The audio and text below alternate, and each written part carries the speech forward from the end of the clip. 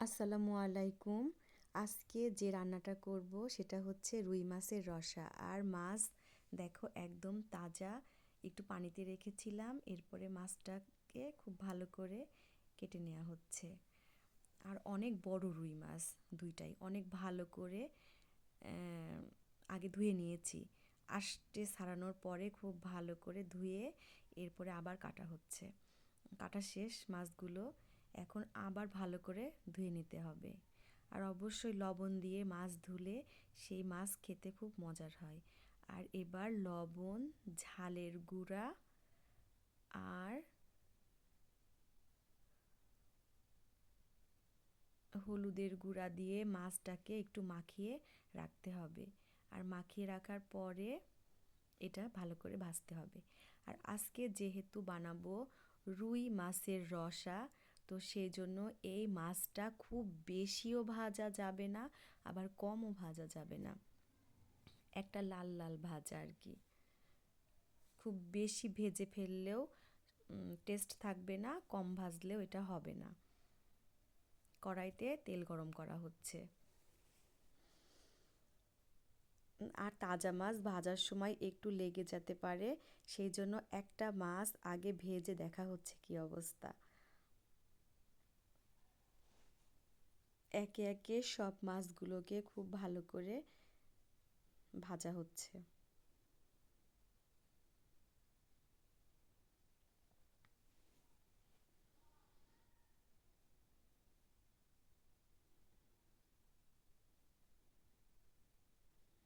মাটির চুলায় রুই মাছের রসা, সে তো সেই রকম একটা স্বাদ হবে।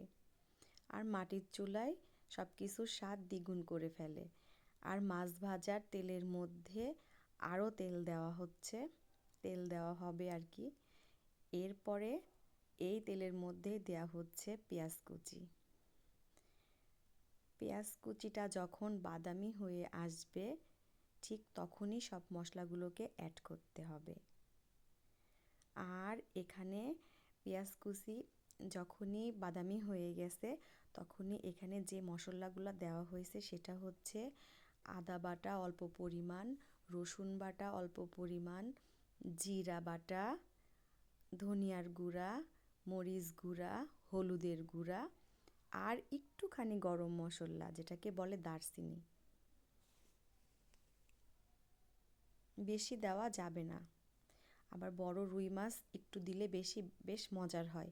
আর দেওয়া হয়েছে কাঁচামরিচ।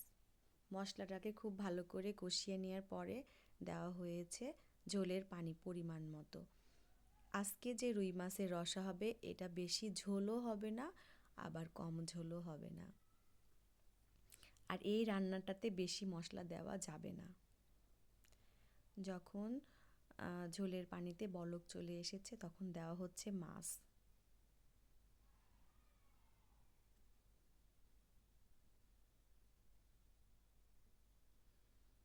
এইভাবে মাছ রান্না করলে এটা পোলাও দিয়ে খেতেও অনেক মজা, আবার সাদা ভাত দিয়ে খেতেও অনেক মজার হয়। আজকে আমরা যে রান্নাটা করছি, এটা হচ্ছে পোলাও দিয়েও খাবো, আবার সাদা ভাত দিয়েও খাবো। যেহেতু বাসায় আজকে অনেক লোকজন,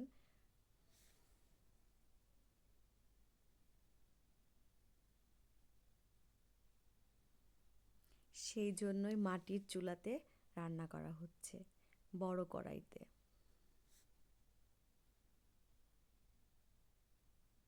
এই তো রান্না শেষ। এটা একদম অল্প পরিমাণ লাল একটা তেলতেলা ঝোল, হালকা মশলা দিয়ে রুই মাছের রসা একদম পারফেক্ট রেডি।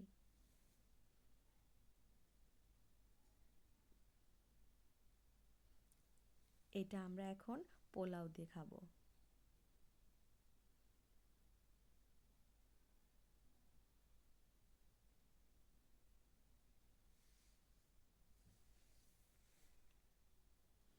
সবাইকে আল্লাহ হাফেজ।